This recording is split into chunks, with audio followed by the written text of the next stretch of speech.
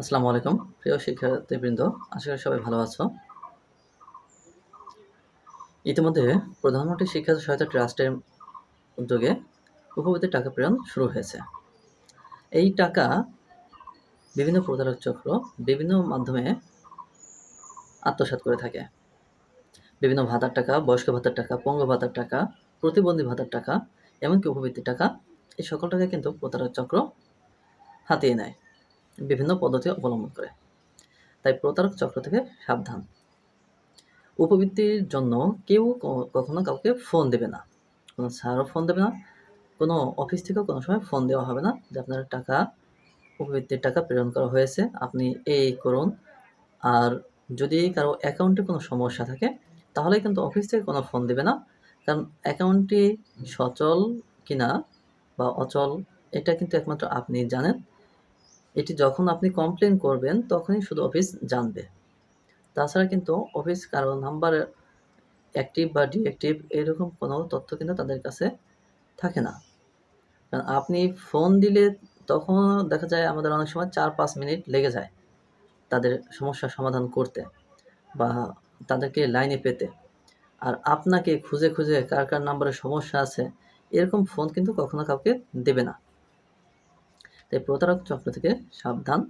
তো আমি এরকম একটি সত্য ঘটনা অবলম্বনে কিছুদিন আগে আমাদের এক স্টুডেন্টের টাকা হাতে নিয়েছে প্রতারক চক্র। তো কীভাবে টাকাগুলো নিয়েছে আমি সেটা একটু দেখানোর চেষ্টা করছি।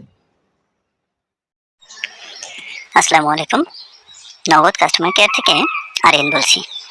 স্যার, আমি যে নাম্বারে কথা বলছি এই নাম্বারটির মালিক কি আপনি? আচ্ছা, আপনার এই নাম্বারটি উপবৃত্তির জন্য কলেজে দেওয়া হয়েছিল, কিন্তু কিছু সমস্যার কারণে আপনার নাম্বারটি লক করে দেওয়া হয়েছে, যার কারণে আপনি এই নাম্বার থেকে কোনো লেনদেন করতে পারবেন না। তো আমি কি বলে দেব সেই নাম্বারটি আপনি কীভাবে আনলক করতে পারবেন? আপনি কি চাচ্ছেন যে আপনার নাম্বারটি আনলক হোক নাকি লক করে থাকবে?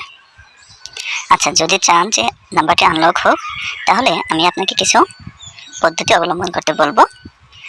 আমি যা যা বলবো আপনার তাই তাই করতে হবে। তবে আগেই বলে রাখি, নগদ কাস্টমার কোনো সময় আপনার ওটিপি বা পিন নাম্বার চাইবে না, আর এই পিন নাম্বারটি আপনি কাউকে দেবেন না, কারণ প্রতারক চক্র আপনার এই পিন নাম্বার দিয়ে আপনার নাম্বার থেকে টাকা নিয়ে যেতে পারে। তাই প্রতারণা থেকে সাবধান।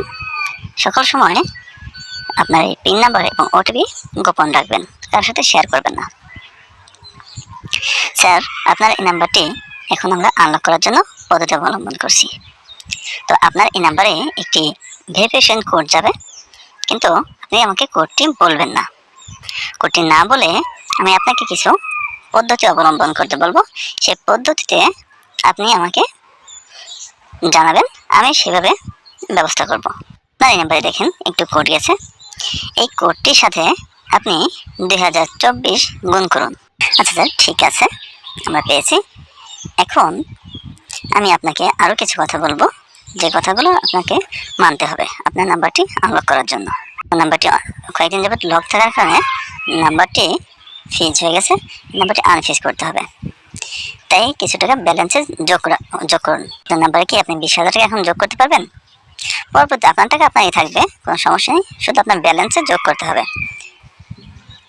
কারণ আপনি কিছুক্ষণের পরেই আপনি 35,000 টাকা পাচ্ছেন।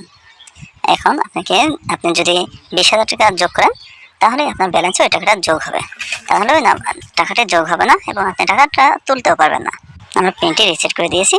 এখন আপনি এই নাম্বারে আপনার নিজের নাম্বারে 20,000 টাকা অ্যাড করুন। একটি দোকানে গিয়ে আপনি 20,000 টাকা অ্যাড করুন। আমরা কিছুক্ষণ পর আবার আপনাকে ফোন দিচ্ছি। আপনার নাম্বার অ্যাড করেছেন? আচ্ছা, আপনার নাম্বার টাকাটি অ্যাড করে থাকলে এবার *167# ডায়াল করুন। এখান থেকে 3 নম্বর অপশনটি রিপ্লাইতে 3 চাপুন। আচ্ছা, 3 চাপার পর এবার আমি একটি নাম্বার বলছি, এই নাম্বারটি তুলুন। 20,000 টাকা অ্যামাউন্টে দিন। এবার আপনি যে কোনো একটি রেফারেন্স নাম্বার দিন, 1 2 3 4 5 যে কোনো একটি রেফারেন্স নাম্বার দিন। এখন আপনার পিন নাম্বারটি দিন। ওকে, অনেক অনেক ধন্যবাদ।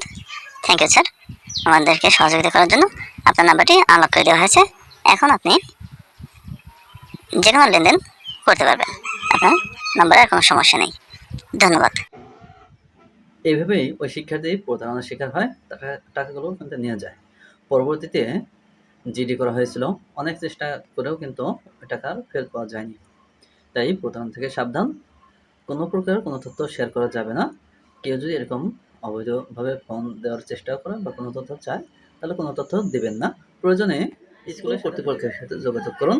আর সবাইকে সতর্ক করার জন্য অবশ্যই ভিডিওটি বেশি বেশি করে শেয়ার করুন, যাতে কেউ প্রতারণার শিকার না হয়। ধন্যবাদ সবাইকে। আল্লাহ হাফেজ।